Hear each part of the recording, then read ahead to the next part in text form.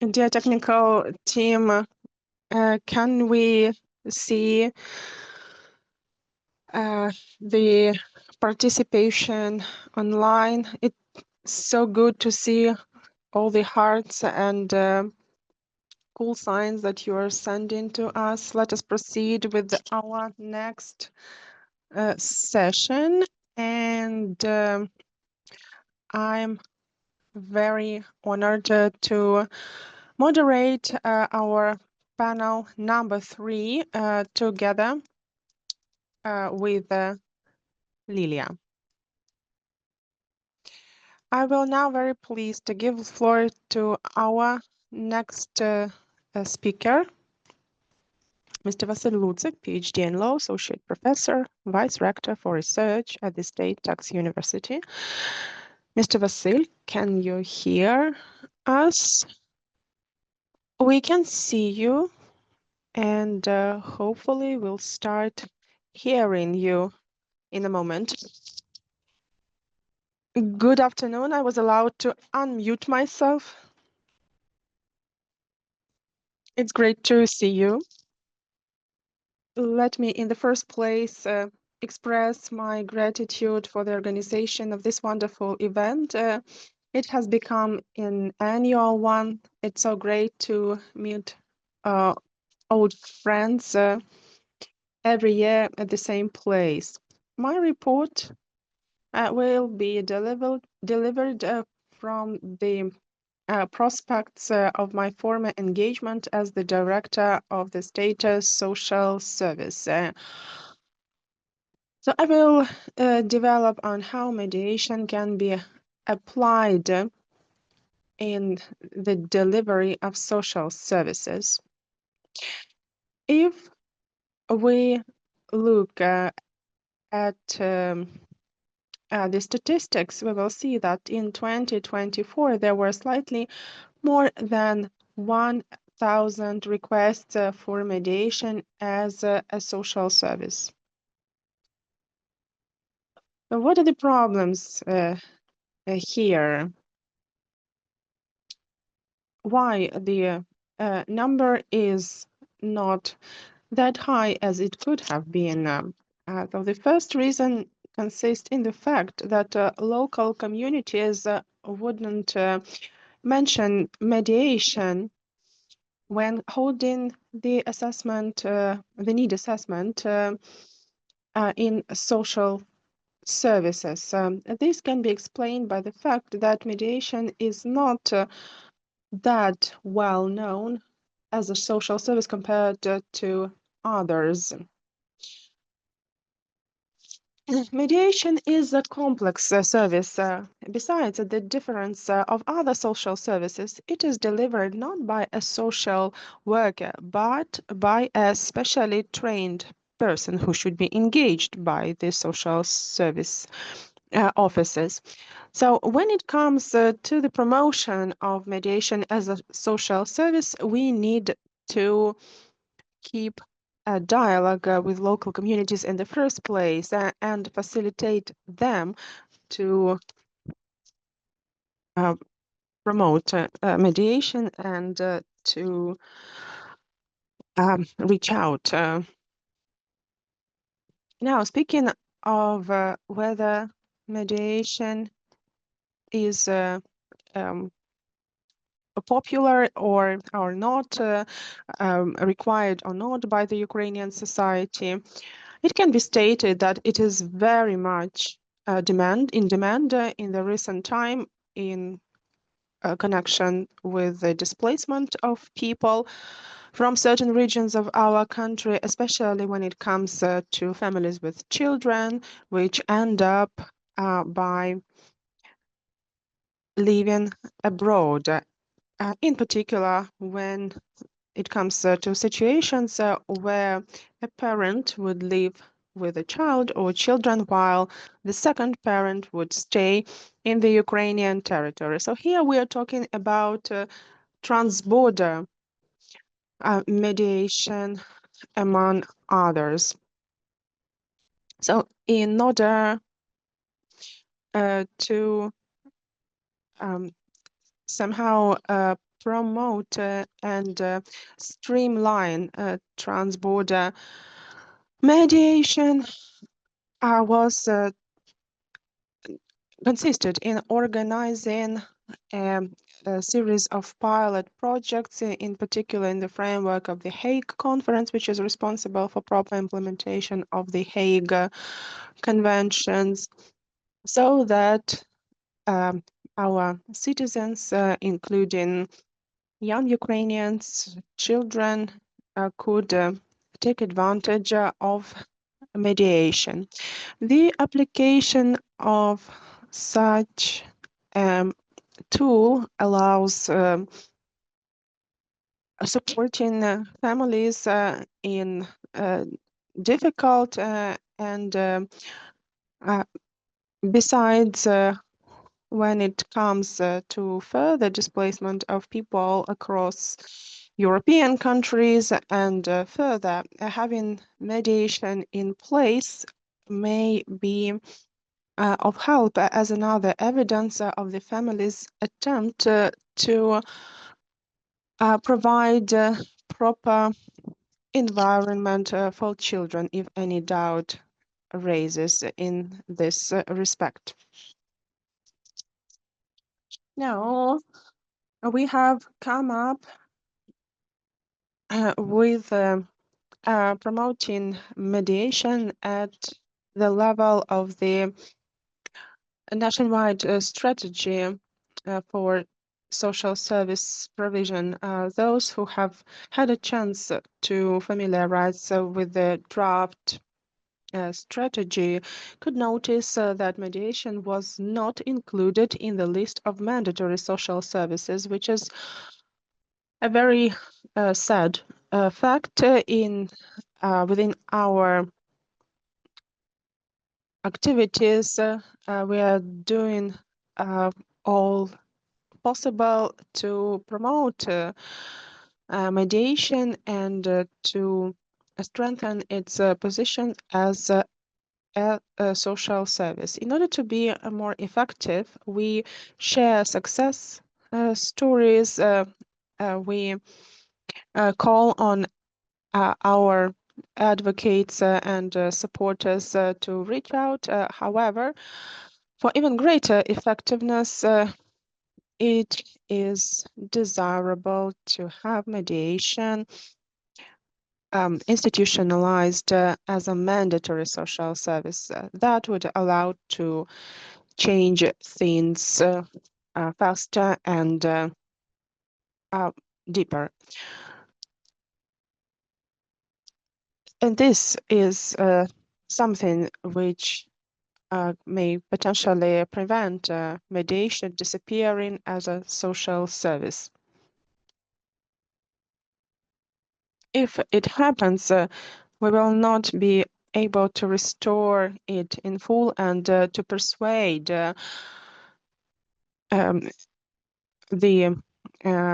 legislator of the necessity to fund mediation as a social service so that local communities could enjoy or facilitate its enjoyment for the members of the community. Thank you very much. This is it from my side. Thank you, Mr. Lucek. Should you have any questions, dear participants, please kindly use the QR code to pass your questions.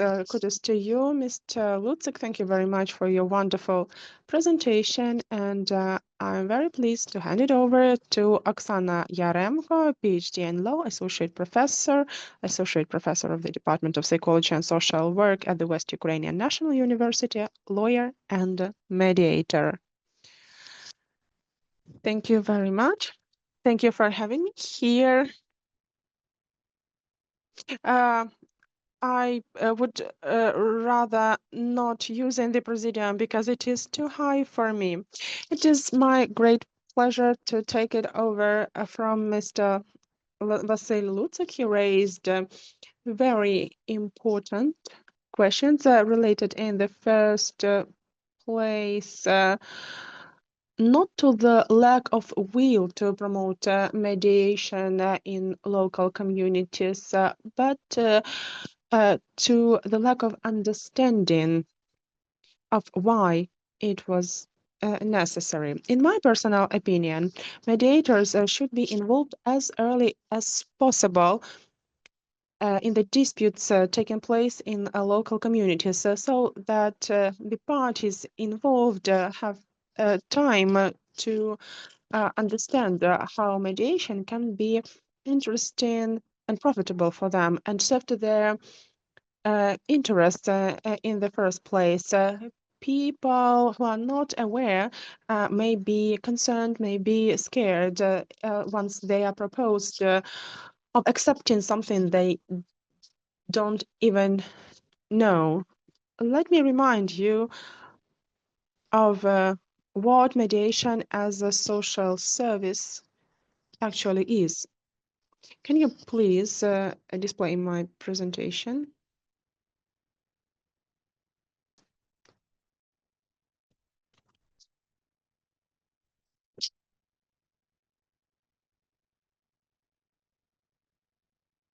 This is not mine. My last name is Yaremko.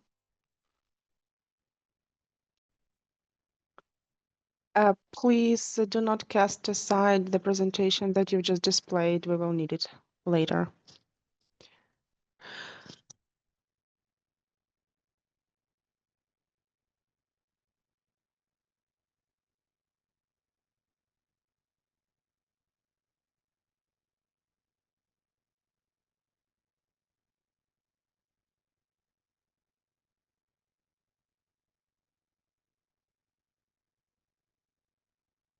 Dear Lila,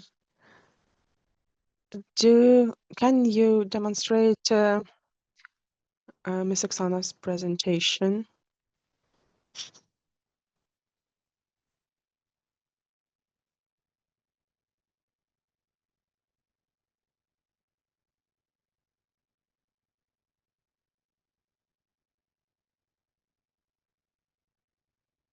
It's so good to see how different locations are brought together using the capacity of modern technology. Miss Lilia currently stays in Vinnytsia. We are here in Lviv, and still we can unite our efforts.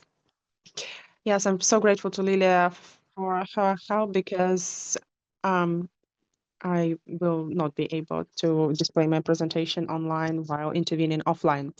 So before we are waiting for my presentation to be displayed, I would like to say a few words about mediation as a social service. It is a complex phenomena possessing various characteristics defined by law. In the first place, it should be mentioned that mediation is provided to persons finding themselves in difficult life situations or are at risk of ending up in such a situation. This is defined in the law of Ukraine on social services and in the ministerial decree on the procedure for provision of social services. In other words, mediation as a social service may be provided if at least one of the parties is a difficult life situation or has the highest risk of ending up in difficult life situation. Ms. Lilia, please keep up, um, keep the presentation up to my speech. Besides, for a person to be entitled to mediation as a social service, a certain procedural uh, aspects need to be respected. The law of Ukraine on social services provides for the stages to be followed on the way of um, enjoying mediation as a social service, starting from the submission of a request for mediation up to the formalization of agreements reached as a result of mediation. Unfortunately, sometimes people persons would not seek seek mediation as a social service just because of the lack of awareness. So they are asking for other services to be provided, but the only reason for this is that people are not aware of the benefits mediation may bring to them. There are categories of persons in the Cabinet of Ministers of Ukraine resolution on the provision of social services that are called the entities that have uncovered this information. Those are the persons or the entities that in the course of their exercise of their duties saw that the person might need that, and that entity must provide information to those entities, to those persons, and to address the authorized authority in the area of social services, and then this person is contacted by the authorized social services agency and informs of the services that need to be provided, and that the person has the right thereto. The next specific feature of mediation as a social service is that it has to be exercised in line with the state standard of social services mediation. Now I'd like to draw your attention to the fact that,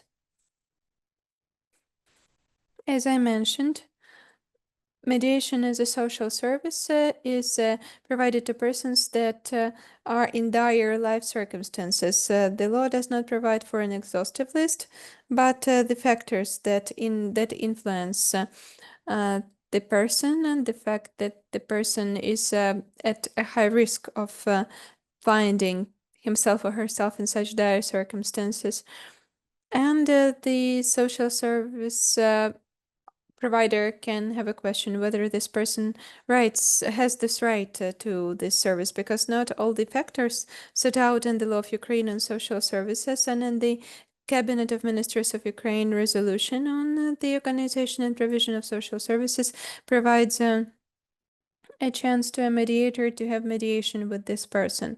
What I mean is that here the mediator can find out whether this person can be a full-fledged subject of mediation relationship. It's about identifying the parties and voluntary consent. If the person has some mental disorders that has led to the dire circumstances in the life of the person, and that preclude the exercise of these principles of mediation regarding this person, it has to self-determination and voluntary nature, mediation cannot be provided. And as for me, social service officers cannot scan the case without the involvement of mediator, and they are not able on their own to see whether this person can get this mediation service, because in practice there can be a decision adopted that this person has the right to mediation,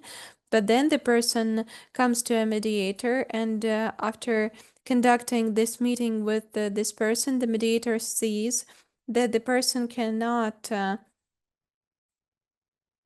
provide certain about information on interests and needs, etc., and on his or her own decide what matters need to be resolved. Now I'd like to us to come back one slide back.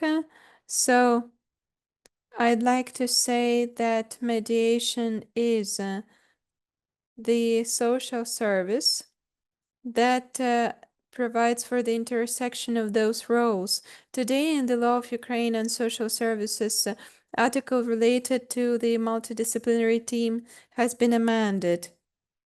And if those provisions were clearly set out in the law, who can be a member of the disciplinary team, and mediator is not in this list, and it says, and other persons, therefore, given the amendments to this article, it's set out now that members of the disciplinary A team can be other persons if it follows from the individual needs that a person has in addressing challenging or dire life circumstances, or if it is implied by the very nature of the relationship where the person needs the service.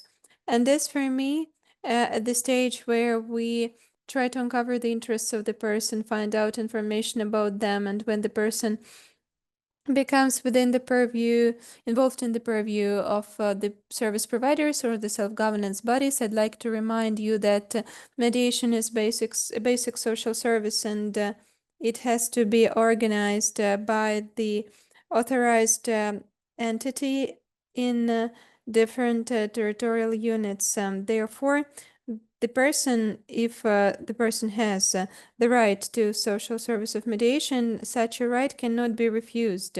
No territorial unit can refuse to provide such service. Therefore, the competent authority has to take all the actions to ensure the implementation and exercise of this right. And the question is here how to arrange a cooperation with mediators so that when there is a need to provide the service of mediation alongside other social services, then it's necessary to involve the mediators who in the multidisciplinary team would clarify whether there is this need, then to offer this service, to explain the essence, to see whether this case is mediable or not, and then to have the unified single individual plan of the provision of the services, and that mediation be included in that plan. And it should be mentioned that it will be provided by a mediator. The comprehensive model provides for a unified of business processes and steps taken by the entities involved in the case management. Or directly, whether the person approached them directly, or the fact that it has been uncovered by other professionals. The systemic and comprehensive approach provides for such step from the first encountering a person to making arrangements for the interaction, and everybody has to exercise his or her own functions, but the central person has to be a mediator in this case, and all the interaction should be built in such a manner that the support is provided without the intrusion in the confidential process that is happening during the mediation procedure. And of course, there should be certain document support that would provide for a chance to assess the quality of this service. We understand that after mediation has been provided as a social service, there should be monitoring and evaluation of the quality of the service provided. And here again, we will have a person, a social manager from the community who's going to evaluate, monitor, and see whether it's necessary to add any other services. To finalize, today we have gathered here at this conference dedicated to mediation and universities. And university is this space that builds understanding of what mediation is, the value of mediation, and mediation as a social service. And universities provide training to persons so that the students are nurtured in the mastery of person-oriented approach, and together they learn to work around a single case, and through mediation clinics or training centers, it's possible to train the students in the universities to work in a team, a lawyer to be, a psychologist to be, a and manager to be, a mediator to be, so that they learn how to work together and so that they have the skills so when they graduate university, so they know how to make it work. And with such understanding and shaping a new generation of our future professionals, I think mediation as a social service would definitely work. Thank you. Thank you, dear Oksana. Indeed, we see that mediation is interesting and how mediation becomes widespread across the whole country. We have a very, very small question to you.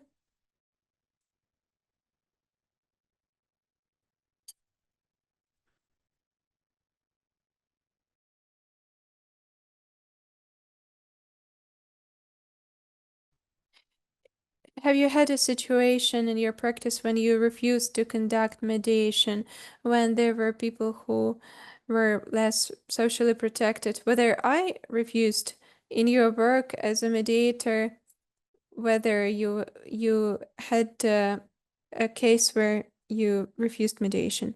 Today, we speak of mediation as a social service that should be provided in communities. A family or a person who becomes a client of the social sector, they are dealing with social workers. And today we have a situation that very frequently this service is refused because they say that this service is not provided in their territorial communities. It's not that mediators are approached, but it's rather a situation when there is a duty for a community to provide all the services. And what I mean, the ones provided for in the law on social services. There are 18 basic social services. And this category also includes mediation as one of the items on the list. And unfortunately, today, not a lot of people approach for the service because they don't know that they have this right. The websites of the territorial communities are not providing enough information on this service.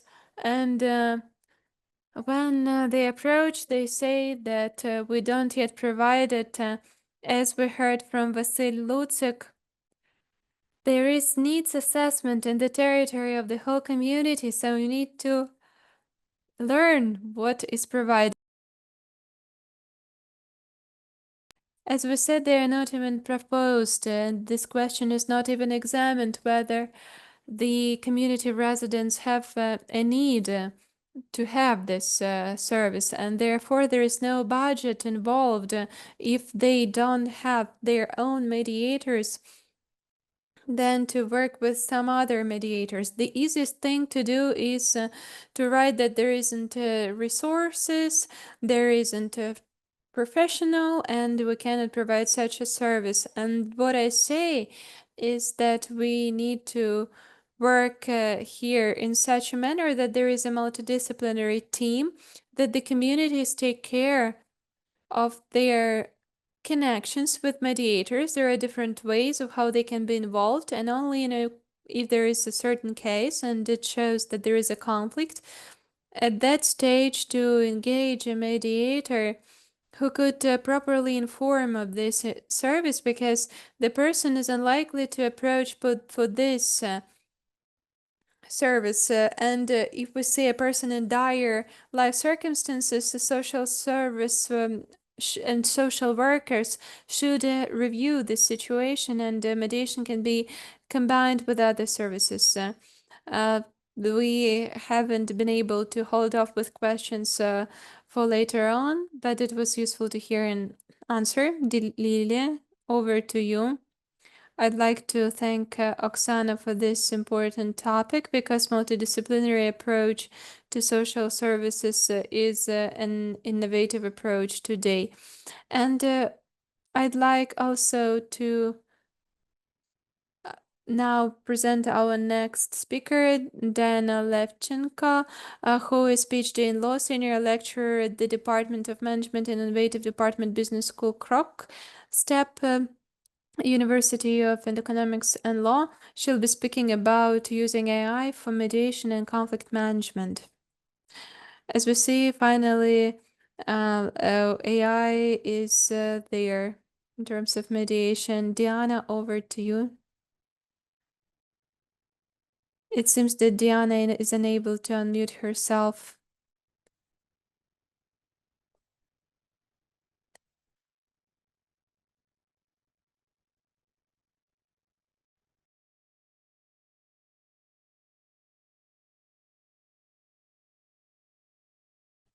You can try to speak now.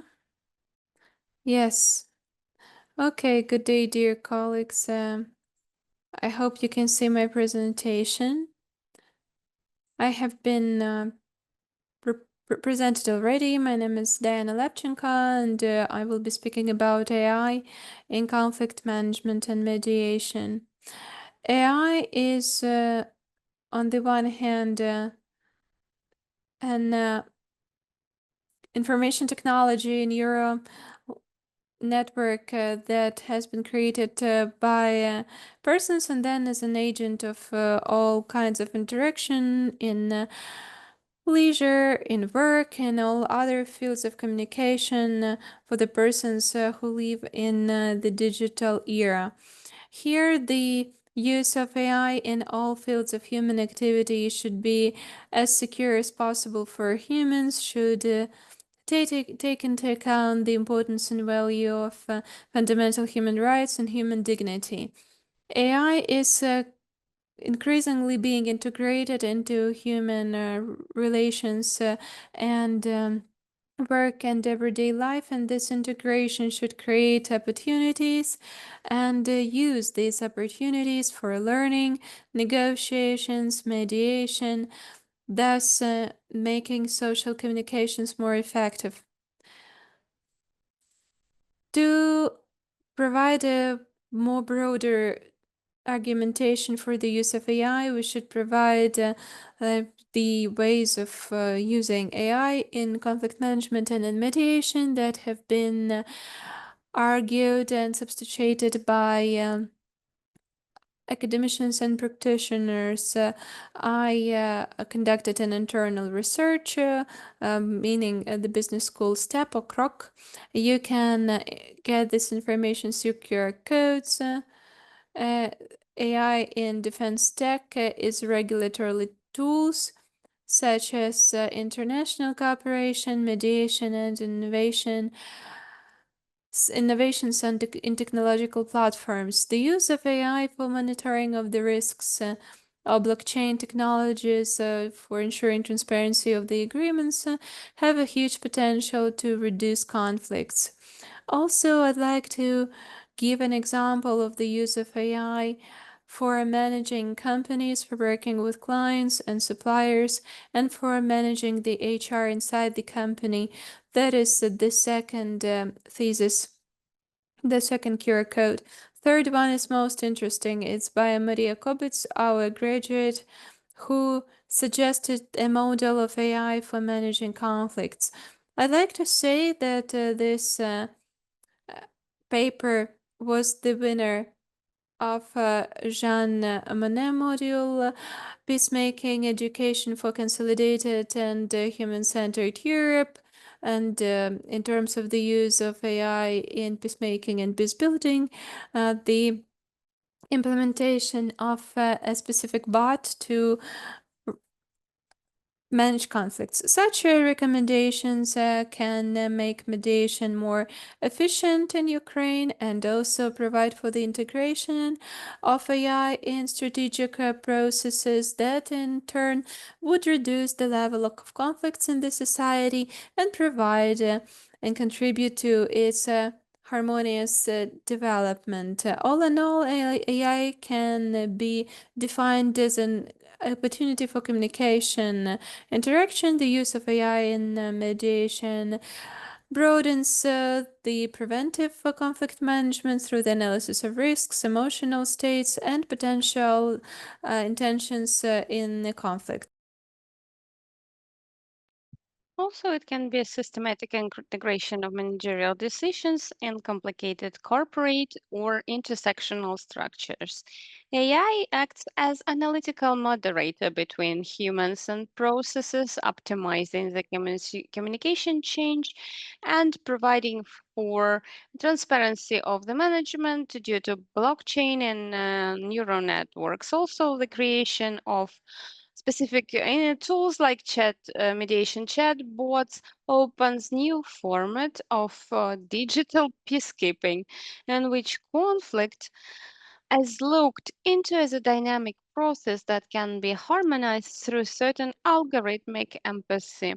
And the perspective AI can be used for mediation and conflict management, and it will create the new model of conflict management where digital technologies are not going to replace a human, but to enhance on their capacity to search for consensus. This is all. Thank you very much for your attention.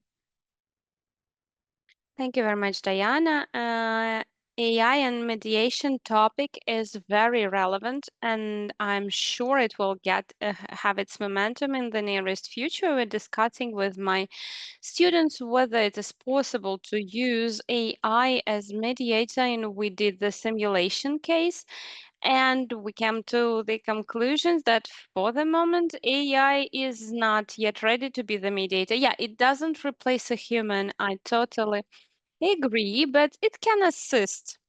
Yeah, of course, it can assist because everybody knows that students use AI as the source, only source of information. Yes, but in conflict management, it would be more progressive to start developing AI for the management of the conflicts and later on for mediation. And this is what we should start with. Thanks a lot.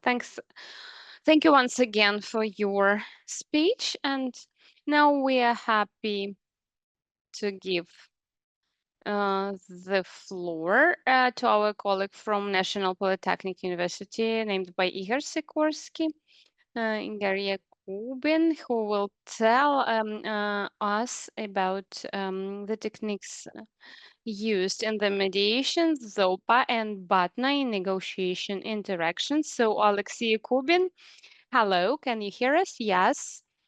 Thank you very much. I am very grateful to my colleagues for organizing this conference. I am listening to it attentively. The speeches are very interesting, and I would like to present my speech as well. I am more specialized in negotiation techniques.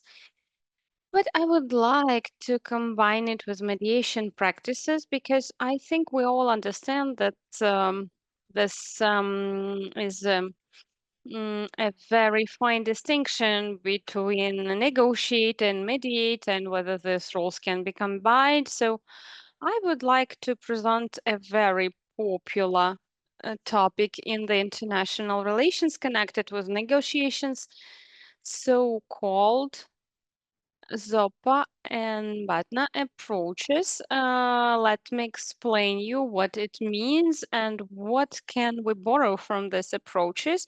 When I was preparing myself for this conference, I just realized that in mediation and negotiation community, those topics were not very well researched. There are some mentions of ZOPA BATNA in publications, in scientific publications, because those are classical approaches in negotiation, but neither in the local negotiation school nor in mediation researches, I haven't seen a lot of mentioning of these two concepts. That's why I realized it's a good opportunity to present them at the conference. Mm, and I hope it will prompt some interest. So, how these key concepts can be used? First of all, let's start with the notion of ZOPA. Actually, it's an abbreviation, and in English, it's zone of potential agreement. So, in the negotiation process, the zone of potential agreement, it's the area where the interests of the stakeholders, conflicting stakeholders, can intersect. I'm talking namely about not positions, but interests. Because we understand that whenever there is a conflict and mediator is engaged, the partners can stand on different positions, whether in the business environment or politics, but very often within those positions, parties sometimes fail to realize what are their own interests, or they realize their own interests, but they look at them through the lens of their position. And when someone is standing firmly on their own position, not always it allows to reach some common result. So zone of the potential agreement is the zone where the interests of the parties can coincide. And the question is how the parties can drift from their position and approach the understanding of their interests and full scope, and how mediators can help with this in the negotiation process. And why I decided to talk precisely about the zone of potential agreement and BATNA, best alternative to the negotiated agreement, why I decided to focus on them. Because, for example, BATNA tells us what are the best alternatives to the negotiation process. So before the parties can start negotiation process, it's crucial for them to understand what are the alternatives.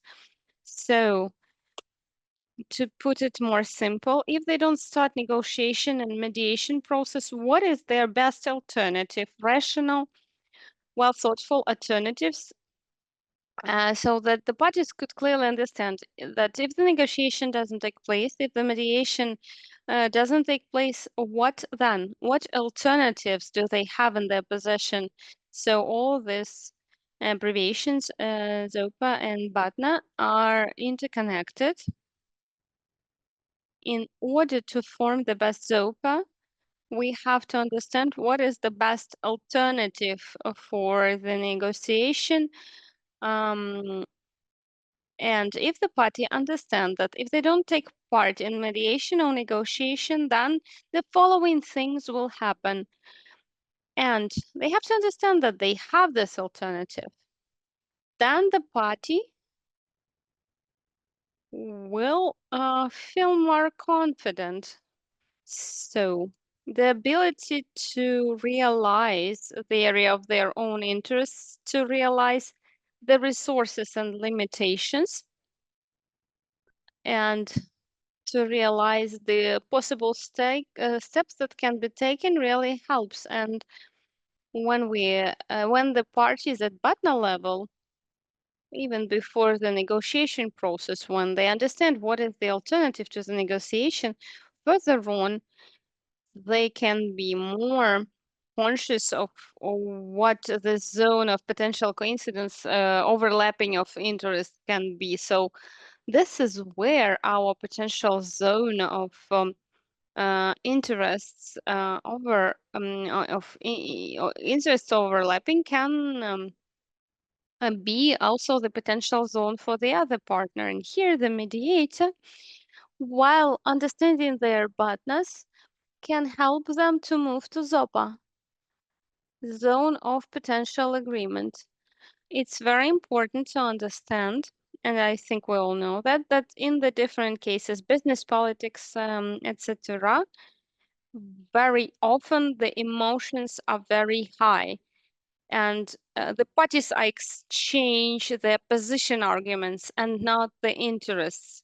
Sometimes it's very difficult to find a common area in positions, and it's much more easier to find the common areas in interests. So if the parties understanding the alternative to their process, to understand their interest, then for parties it's much easier to agree and to do the deed. And they are more focused on the interest rather than on their positions, will understand that mediation and negotiation is an interaction process. Those are the process when the parties can adjust their positions and drifting from emotional position to more rational and practical position, which takes into account interests. And it can help us to realize that in the mediation processes and the negotiation processes, application and realizing of one's BATNA leads to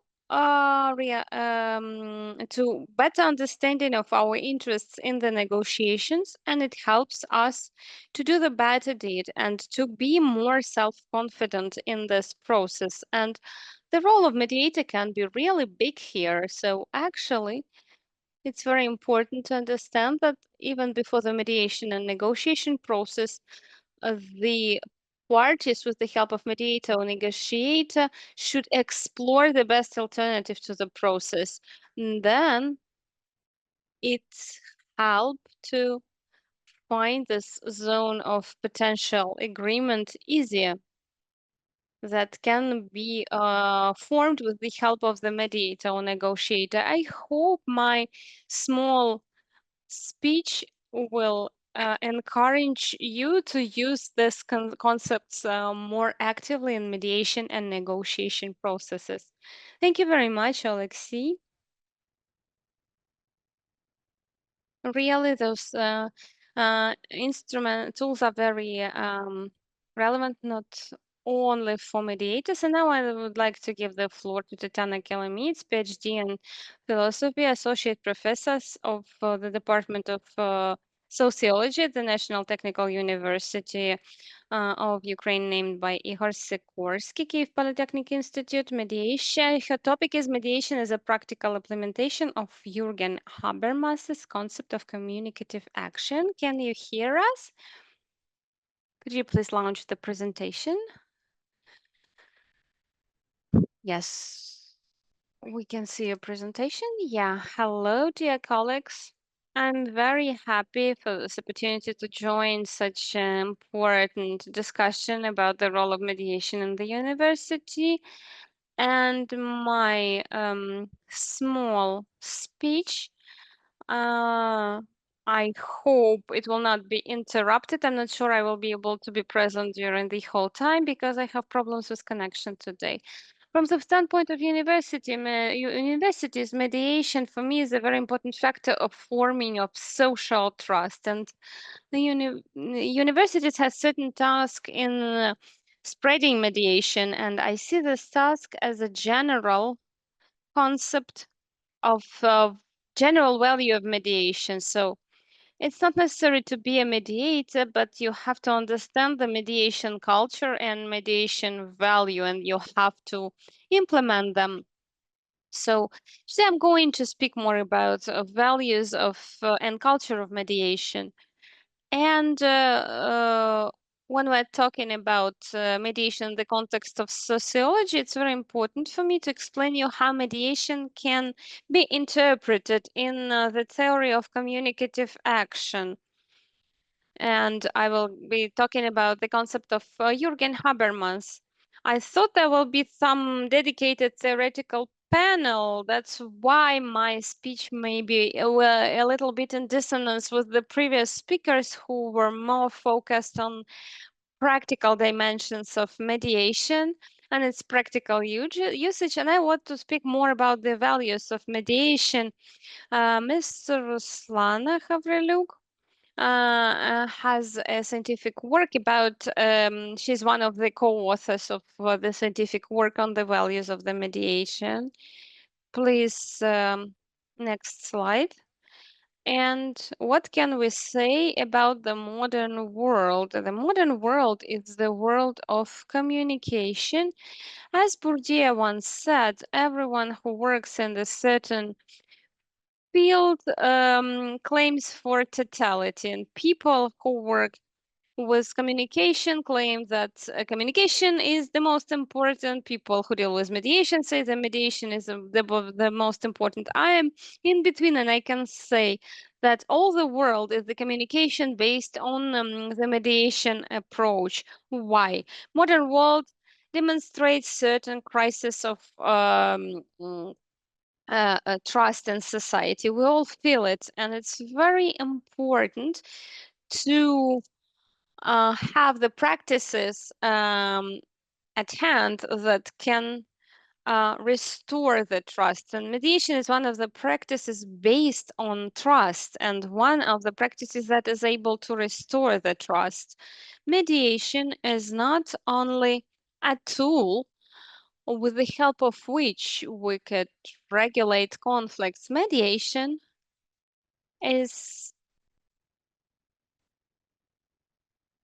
absolutely logically lies to the Habermas theory of communicative action.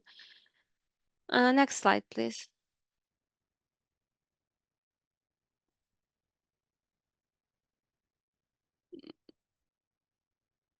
So, what is the core of the theory of communicative action in which mediation should develop? That should be the value of the society, the culture of the society. So it's very relevant. It works with social conflicts and mistrust. It has the need in forms of communication that are aimed at increasing trust, and mediation. It's a unique technology and unique value that at the same time tries to address the communication crises, the high level of conflicts in the society, and get to the theory of mutual understanding. And it works very well, precisely in the theory of Jürgen Habermas. Next slide, please. So what is the essence of communicative action according to Habermas? So Jürgen Habermas paid a lot of attention to communicative action within the context of its reasoning. So communicative action, according to Habermas, is not only some kind of tool that helps you to reach your aims. Communicative action, according to Habermas, it's a type of coordination of interaction based on norms, arguments that should be publicly verified. And in the theory of communicative action, the crucial role is given to the criteria such as truthfulness, rightness, the relevance to the existing norms, and honesty, about sincereness. So if we analyze all these parameters, we'll be able to see that communicative action is nothing else than interaction that happens within the context of mediation as a procedure, as a process, as a social service. And communicative action is within the basis of mediation based on those three peculiar features and based on the attempts of each party to demonstrate the significance of their position. And mediation process are also based on the same principles. It is aimed to create certain field or environment where participants, with the help of truth, right, and sincere interaction, create certain field where they can shift from position to needs and interests, and as a result, some solutions can be born, some alternatives my colleague was talking about. And the magic of mediation, win-win mediation, happens here in this field. But I would like to draw attention to the fact that without this peculiar features of communicative actions without truthfulness, sincereness, we cannot talk about the effective mediation. And mediation as in practice is the best reflection of theoretical concept of Habermas.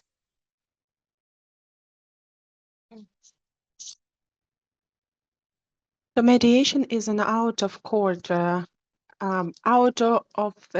instrument mode of dispute resolution. We may remember that in accordance to Habermas, mediation is communicative rationality which should dominate. Mediation in the same way as communication action in accordance with Habermas gives rise to proving one's significance. Speaking of mediation as an embodiment of communicative action, we cannot but mention principles of mediation. One of them being equality of arms, equality and responsibility of parties. We will not go into details of the key principles of mediation, such as equality among others or confidentiality.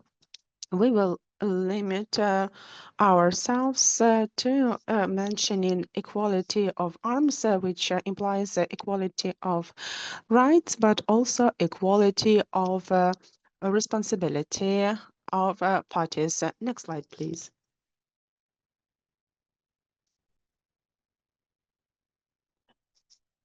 Mediation may be perceived by us even in the context of an idealized discourse model.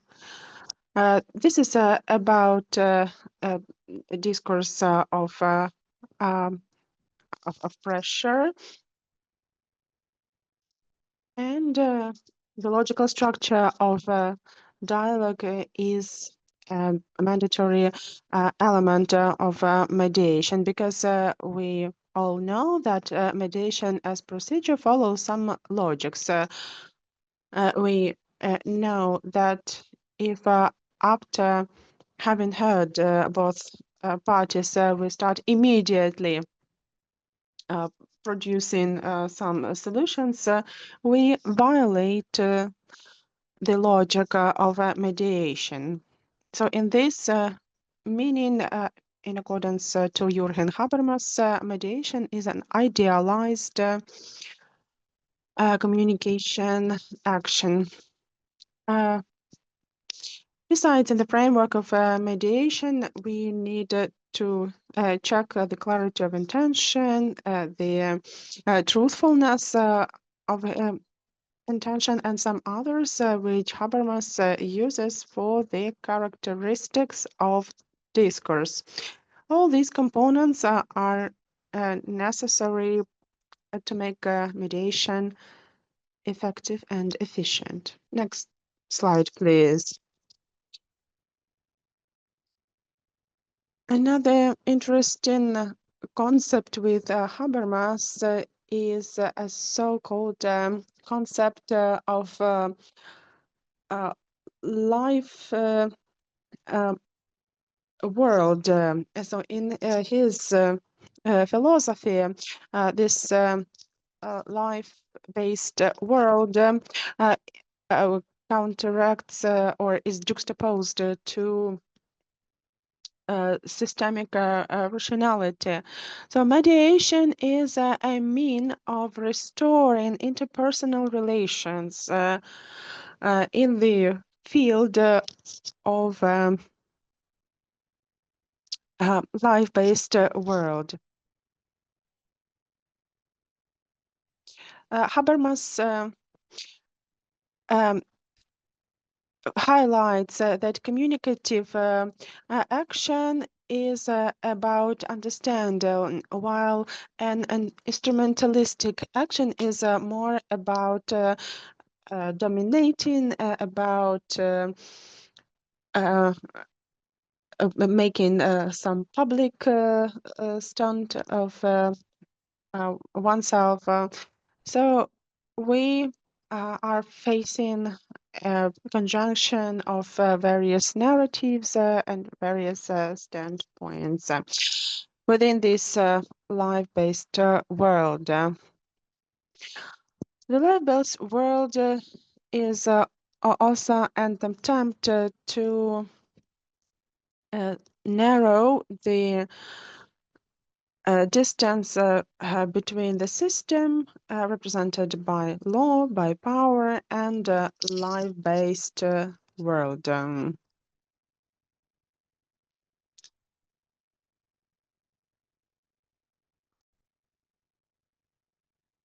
In mediation, as well as in communicative action, there is an element of transformation. We all know that mediation is about transformation of the conflict, transformation of the parties, transformation of needs and expectations in accordance to Habermas. The transformation is not only about changes, but also transition from not constructive to constructive forms of interaction. And we shall not forget that discourse acts are of great importance.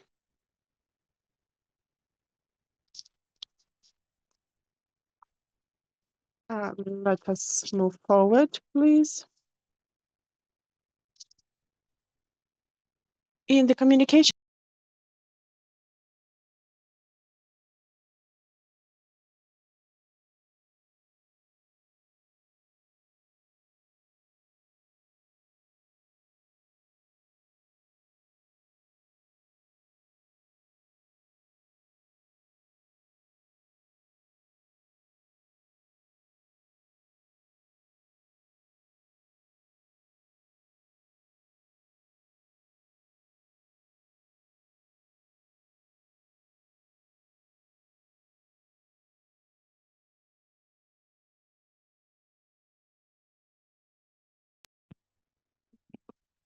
possible only between the equal actors. As I'm a sociologist, we also spoke about this crisis of trust, and mediation is the tool that can help. The values of mediation and culture of mediation are the means that can help the society to overcome the crisis of trust. Mediation is able to restore the trust and to help social integration, social solidarity, and mediation is a great illustration of Habermas' theory that tells us that society should make sure that the communicative rationality dominates and not bureaucratic or economical rationality. So here are my outcomes. Don't want to take more time. I'll be happy to answer the questions. Thank you very much for this opportunity and for this very interesting experience that helps us to integrate our views, our insights, our interesting fields of research, psychological, sociological, law, etc., etc. And I hope I will be able to listen to all the conference and to get the inspiration from dear colleagues. Thank you so very much, Tatiana. Do you have any questions to Tatiana?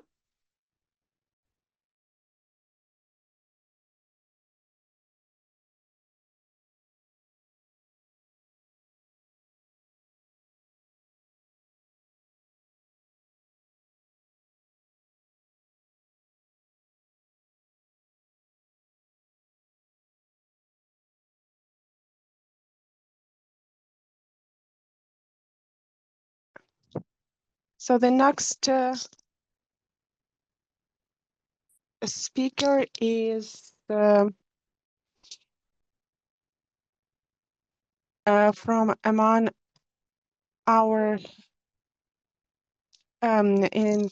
so the next speaker will be our international speaker. So we will have Denise Francisco, a doctor of law. She is founder of a mediation, a firm providing mediation services. She's located in the United Arab Emirates, and she will talk about mediation as a catalyst for transformation and harmonization among professionals in the new era. Dear Denise, can you hear me? Unfortunately, there is no feedback from Denise. I told to our esteemed foreign participants that our agenda is quite dynamic, so they need to follow the course of the discussion to know where their moment to tune in is. The next speaker in the absence of Ms. Denis Francisco will be Mr. Yuri Popovich, Doctor of Philosophy, Associate Professor, who will speak of mediation and specific practice of Cochem and its consequences for considering family law cases in Slovakia. Mr. Popovich, if you hear us, please give us a sign. Unfortunately, still no feedback. So I will hand it over to Ms. Yana Mikhaychenko, fourth-year student bachelor program of the Social and Humanitarian Studies Department at the West Ukrainian National University. Good afternoon. Thank you very much for having me here.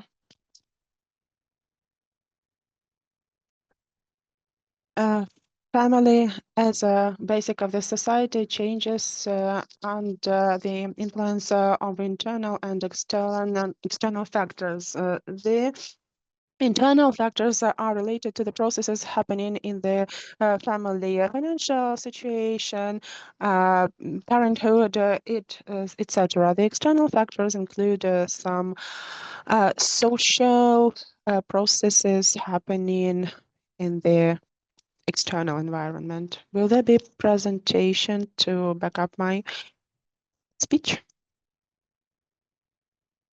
I will proceed then. In the modern Ukraine, the strongest external factor is Russia's full-scale invasion. It is an external factor, but it also has some internal implications for those affected by it. It should be mentioned that mediation does not work with the war as a phenomena, as an event apart, but it works with the family affected by the war, suggesting some specific steps and solutions. The ultimate goal of the mediation in such cases is to reiterate emotional distress and bring some relief. We review the outputs of our intervention 2 to 3 months after the first intervention. Once we see that the majority of minor steps outlined in the framework of our first intervention is achieved, we may proceed further.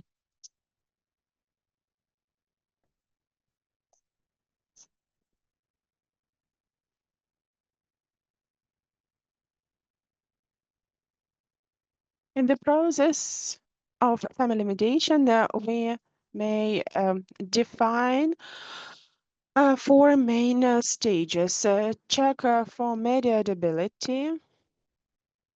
At the next stage, it is important to create background for mediation, which consists in holding a series of short events where common goals and desirable result can be outlined. At the third stage, an interaction as such may take place, outlining possible solutions or possible outputs to be chosen over at the fourth stage.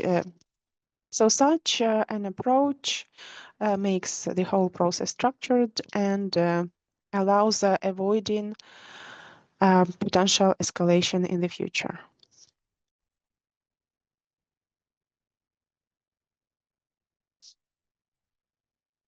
Trauma-informed mediation is built on the assumption that some of the participants are affected by trauma.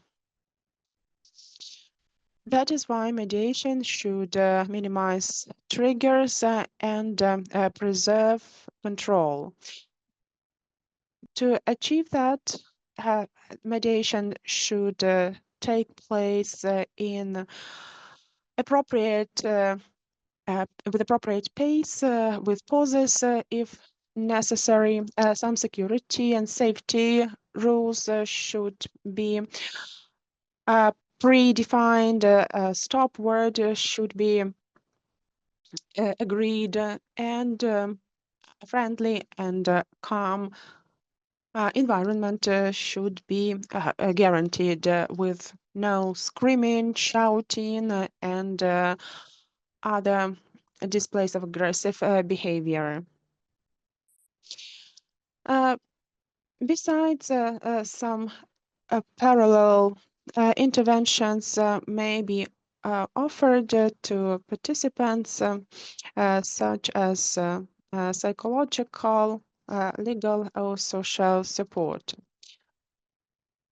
As to the micro techniques applied by the mediator, there should be a switch from position to interests. Questions should be very carefully tailored and be focused on what is important and why it is important. I messages should be prioritized. Now, speaking of ethical framework, outlining situations where mediation cannot be accepted. For instance, if the safety and security situation is acute to the point that mediation shall not be envisaged until the level of distress decreases. I suggest to your attention a mini case now. So let us imagine we have a family of three with a mother and a child staying abroad and a father being inscripted to the army. So the tension goes up, in particular in connection with the question of expenditures for a child per month. So the format of mediation proposed included two short sessions up to 50 minutes in shut-off regime. It was a separate communication with each of the parties for emotional distress. At the end of the day, it was decided to have some times for communication between the father and the child, some minimum budget, and certain other arrangements to be reviewed in 8 weeks after the first intervention. Now, to conclude it all, what is the role of mediation? The role consists in basically streamlining the environment which causes stress. It shall be accompanied by screening of risks, trauma-informed framework, and measurable indicators. It is there to minimize current risks and to achieve a bigger and more stable result in the future. Thank you very much.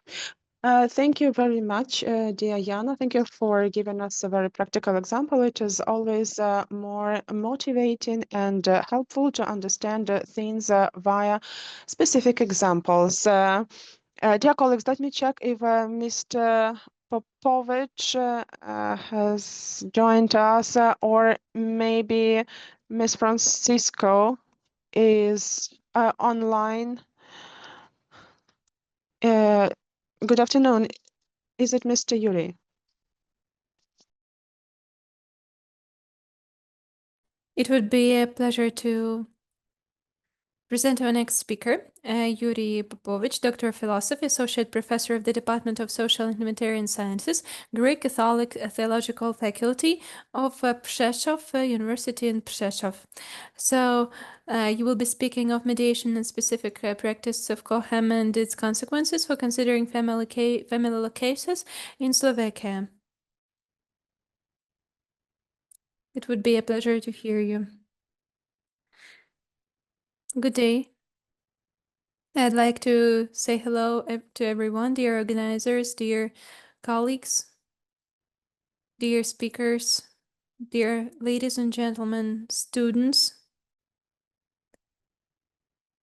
My lecture, since I don't have that many minutes to talk. I heard that it should be limited to 7 minutes, right?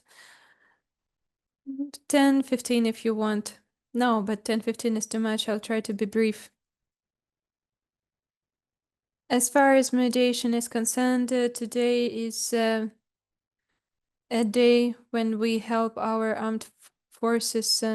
We bring generators, and the truck was supposed to arrive at 9, and maybe it will arrive at 4. We have a little bit logistical issues here, but still we are trying to make it all work. The topic of the application of mediation is extremely important because in Slovakia today, as of 2004, we have adopted the law on mediation, and then it was updated 4 times. And we have a lot of issues with the application of mediation. And when we had Cochem process in Slovakia, it was launched here, and we were very happy because this was important. But then our happiness was short-lived. It's over now, and now people, because it was funded by the EU, and this project lasted for 3 years. And a lot of things were covered there. But today I heard lectures of how mediation can be properly applied. But if you don't have application laws, if you don't have the adopted regulations, it's useless. In Slovakia, before somebody provided a complaint, the judge asks whether you understand what is going to happen. For example, if a wife and a husband were really quarreling, fighting, and attacking each other with cutleries or knives, they don't really want to change.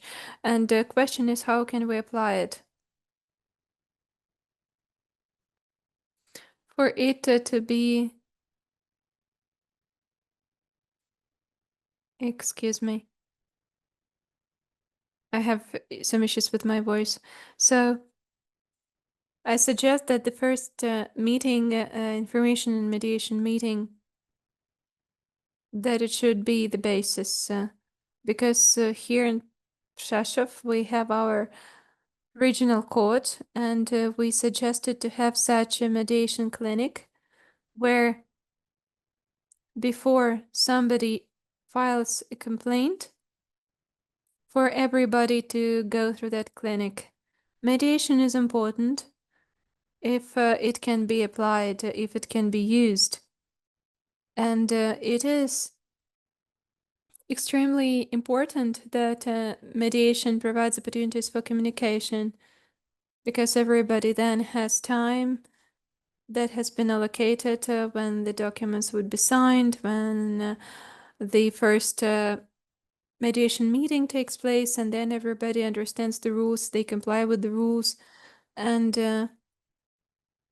they observe very important rules and regulations. And then the process takes place for the first time. People hear to each other and they assess the situation. So they might be surprised that there are some things that they hear for the first time. And I will touch upon the family issues in Slovakia. For example, we have 10,000 divorces, and now they want to even provide internet divorces if people had a fight and then they go online and they file for divorce online. The court adopted, and then it's automatic reply, you have been divorced. And then in the morning they wake up, and where is my wife? The wife is gone. And therefore, there is a problem with this. And it's important to have communication and how it influences this. And this Cochem approach focuses on communication, focuses on the couple's ability to communicate, and for children not to suffer because of the divorce, because that is a very frequent situation when children, for example, here in Slovakia recently, there was a case that the couple filed for a divorce, and who is going to have custody of the child. That when the case started, the child was 3 years old, and when the case was over, the child was 17 years old. You can imagine how toxic it was, how long it lasted, and the child was a mere tool. That's what I say to my students, and I welcome this understanding among students that if people get a divorce, they will stop their marital relationship, but they will remain parents till the end of their days. That Cochem practice provides an opportunity to renew communication, and if they don't at least preserve marital relationship, at least they would be able to talk to each other again, and there would be communication between them. That is important, and that has a positive impact on the children. It's important that in Ukraine you also fight for legislative amendments to make sure that mediation, especially in family cases, it should be applied. It should be applied here. In Slovakia, for example, its use is very, very weak. And I spoke about that with our legislators. But if you don't have the tools, the legislative tools, you cannot, based only on free will, achieve the desired result for mediation to be able to fructify in the way that you wanted. I saw that you had a brutal night. That's why we are very concerned, our community in Ukraine, regarding the community in Ukraine and in Slovakia, that such things happen. And We really hope that we can support Ukraine. Dear Yuri, thank you so much for joining and supporting us. That is extremely useful. And your speech was indeed very relevant because the problems with family here in Ukraine and abroad, it's challenging. And mediation is the bridge that connects. And I welcome everyone, and especially Yana, who was our Erasmus exchange student.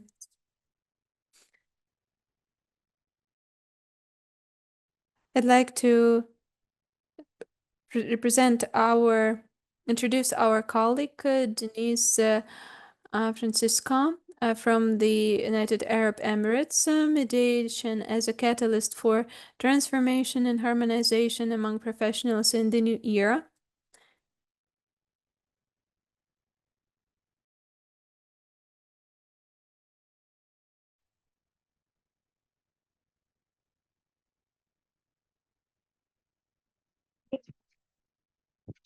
Yes, good afternoon. Can you hear me?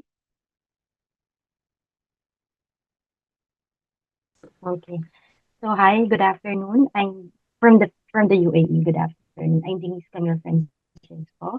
I am from United Arab Emirates, and I will be discussing this topic for today. For section 3, mediators competencies for training of managers, social workers, and professionals from other fields. Uh, right now, based from my experience working in the Philippines as well as here in UAE, there's a lot of changes in experience for mediation. Actually, this has been for some areas like in the Asian part, this is mediation is a really core basic way of life because even before civilizations, colonizations came into I'm our sorry, it's something civilization. with your sound. It's like with microphone, some kind of problems. So maybe you can do something with it. Okay, can you hear me now? Can you hear me now? Yeah, much better. Thank you. Much better. Okay. All right now. So going back, mediation from our culture has been a very basic core way of life. So even before the colonization and other factors came into our civilization, we have been dealing with mediation. Not only on the juridical forums, but also in our community base. That's why right now I think this is a very important aspect of having in different areas, not only in our courts, but also in our workplace, communities, as well as in the basic functions of the families. Because right now mediation should be turned into, resorted to, uh, just also Sorry, it's to kind of avoid. interruptions. It's pauses. Yeah, so do Yeah, something. sorry. Okay. So right now it's more about Yeah. Okay, it's okay, better. better. So here we this will be our agenda. The changing landscape of the conflict, mediation as a core competency, from neutrality to relational intelligence, common competency teams across professional sectors, designing inclusive mediation systems, and summary and conclusion. So I will start off that the changing landscape of conflict. So for the changing landscape of conflict, globalization and remote work. So after COVID-19, all of us has been more on working individualistically because of remote work. We have that kind of opportunity. So less community interaction and probably um, more focus individualistically. So communication, coordination, and collaboration has not been that kind of focus of our community. So cross-border teams and virtual collaborations introduce cultural, legal, and interpersonal complexities, as well as social movements and identity in politics. This has been some hindrance and also areas of problems in interactions. So here, instead of being more collaborative and communicative with our uh, counterparts, this has been hindrances. So that mediation has been also a good area where we can address certain challenges. For digital disputes, um, there has also been some problems in online harassment, data breaches, platforms, governance require new mediation protocols. Because right now there's a prevalent use of social media and digital avenues for misinformations and other usage or taking advantage of social media platform. For the climate and resource tension, I think there should be also a strengthened approach, not only in the laws, but also in the collaborative areas for mitigation to fully implement environmental laws as well as initiatives on different levels, not only in the legal aspect, but also in the community, as well as in other intercultural or inter-community based movements.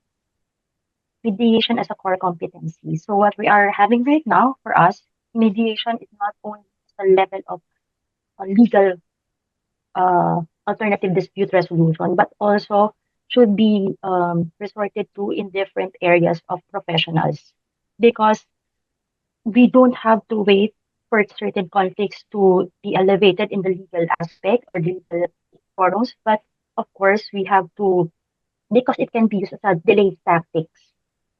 So on our part as human beings, especially on conflict-stricken areas, either if it's crisis through war or environmental crisis or social political issues, of course, mediation is a core competency for us. So being a core competency, it is expansive utilization of mediation in different segments of society, whether in the women, children, or professional aspects like the managers, the social workers. Mediation should be the core values that we are being implemented in our daily lives. We should also be tapping into opportunities that will maximize usage of coordination, collaboration, and communication to effectively bridge the gaps in different timelines and stages of processes. There should also be shifting of perspectives to balance of the stringent aspects of the rules while maintaining stability of relationships. There's also should be a common notion of ethical standards, equity, and justice. So right now, there's a great shift in defining what is ethical standards, knowing that there's the usage of AI, environmental challenges, as well as social political concerns. So it has been shifting. We are not resenting or we are not resisting any change. Of course, what we are having right now is what what should be the ethical standards, and this should be given a great highlight. And mediation should be one of those areas or tools that should be used in defining and refining it. Moving on, mediation as a core competency, from neutrality to relational intelligence. Traditional mediation emphasizes neutrality and detachment. Today's mediators must cultivate first cultural fluency, understanding diverse norms, timings, seasonal culture, languages, and power dynamics. So having a lot of intercultural collaborations among immigrants, online collaborations, communications, cultural fluency should be also being considered because um, right now there's a chance of being having a high technology coming into our uh, basic uh, basic way of life, and sometimes we lose track of our culture, of our identity, as well as who we are and what we should be. So we should also understand this not only for ourselves but also for other people. Trauma informed practice, recognizing emotional triggers, systemic harm, integration of functionality in the community. There also should be narrative framing, helping parties reframe conflict through shared meaning and future vision. Likewise, empowerment-based models, prioritizing agency, agility to bounce back, dignity, and co-creation over compromise alone.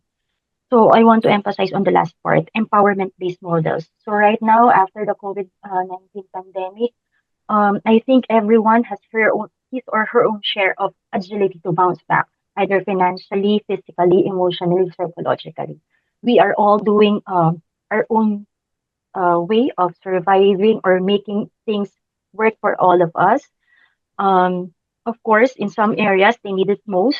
In some areas they are just making ends meet. At the same time, I think mediation is a core competency that will help us help each other to look in a different perspective, at least explore other options, not only with our current situation, but in our different way of life, either we are dealing it with our community, our family, or in the professional setting.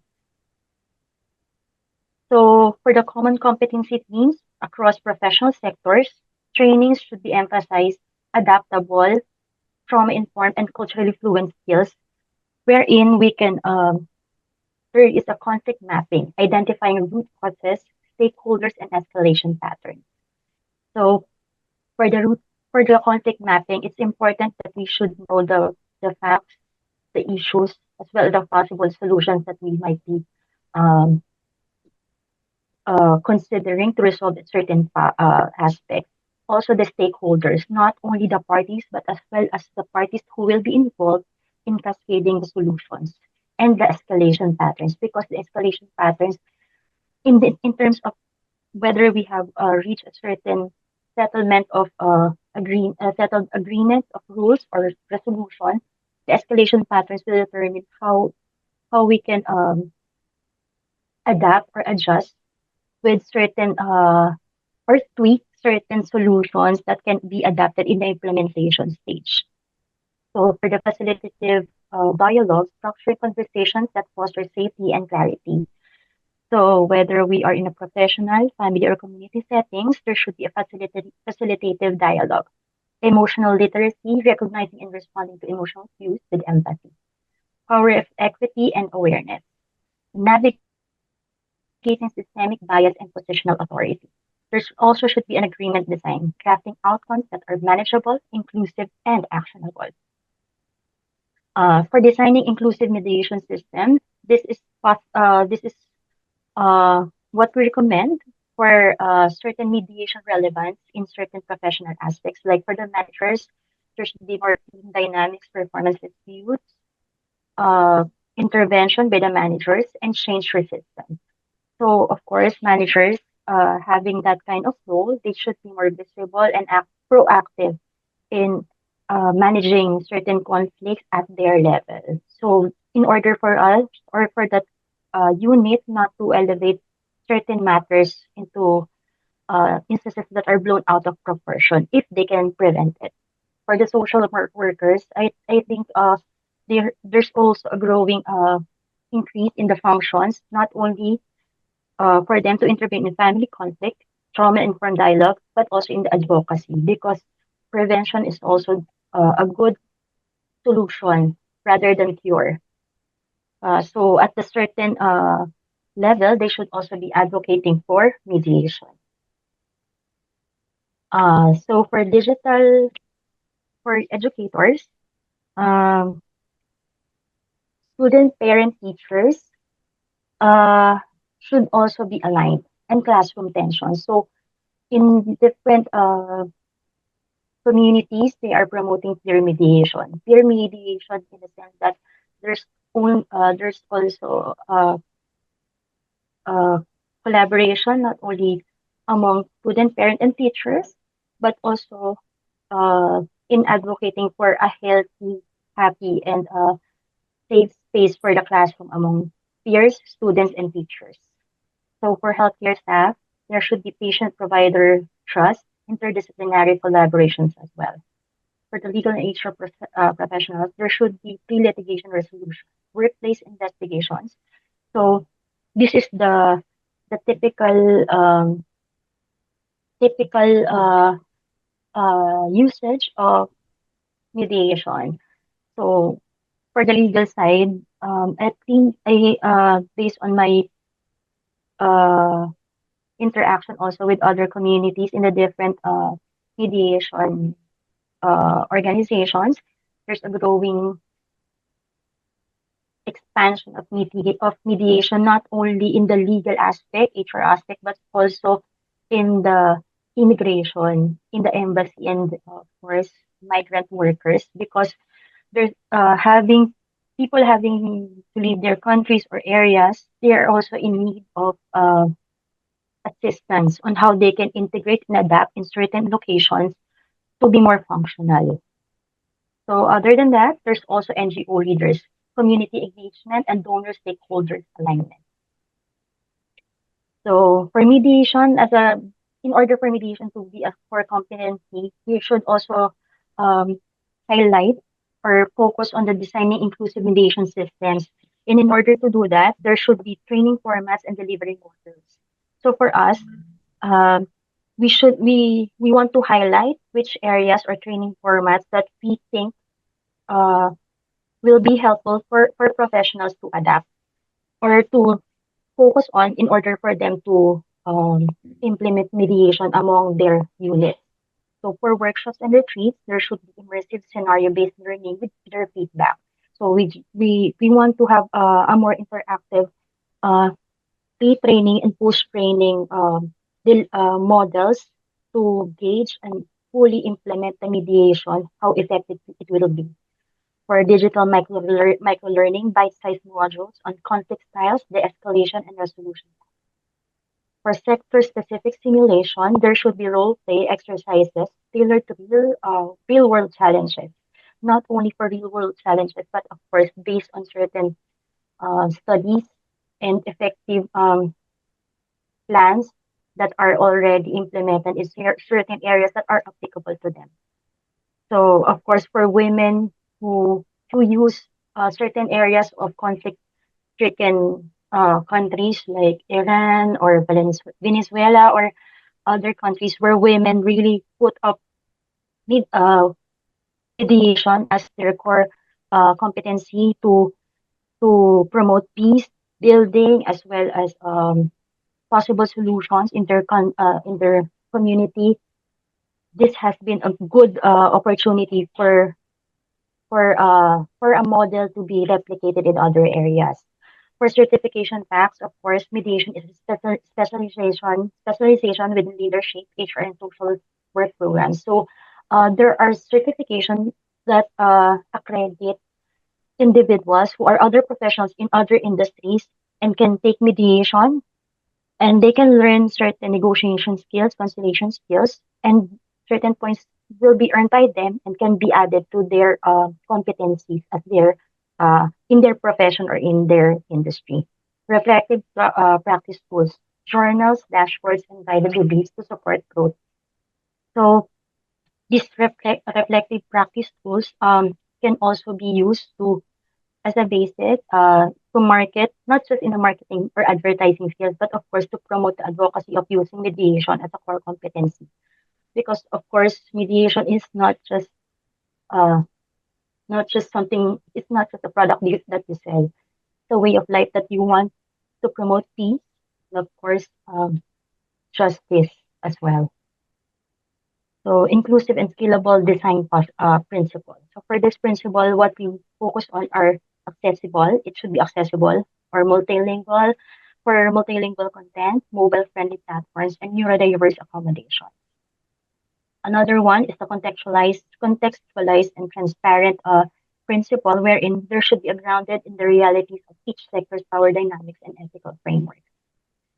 Third, it should be co-created. There should be an actual or active collaborations among the participants in shaping the training experience and case studies, because what will be effective in this batch might be helpful for the other, but not necessarily the same thing or same product that they will have as a result. So it should also be documented in order for the other batches or other units to learn from. And it should be ongoing because this should be a continuous learning process for everyone.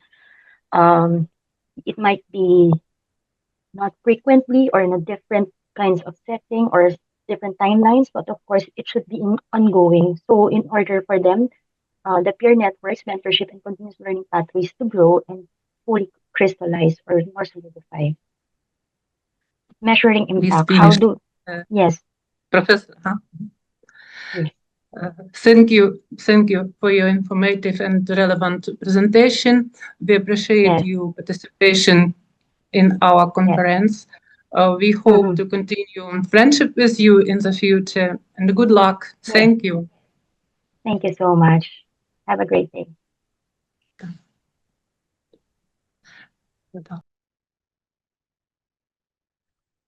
Dear colleagues, I give the floor to Yulia. Thank you. Dear colleagues, every time I understand that mediation and time is something that is never overlaps with and never able to fit the time frames that we plan. We thought we would finish a little bit earlier. Coffee break is ahead.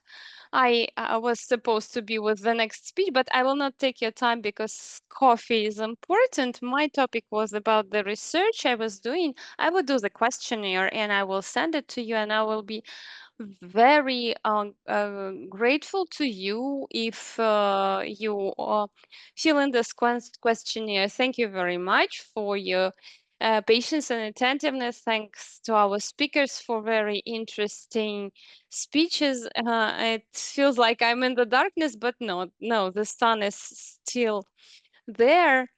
And we meet at 16 o'clock sharply. Please do not be late.